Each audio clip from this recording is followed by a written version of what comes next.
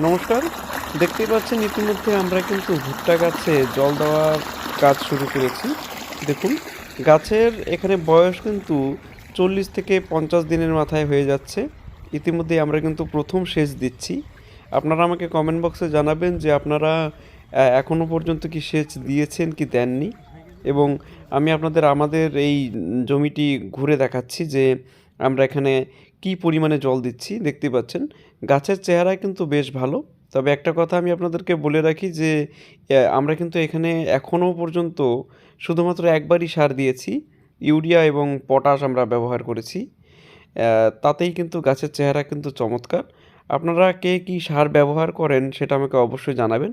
দেখুন প্রচণ্ড দূর থেকে কিন্তু জল আসছে, যার জন্য জলের স্পিডটা একটু কম। আপনারা আমাকে জানাবেন যে আপনাদের ওখানে এই ভুট্টার চেহারা কীরকম?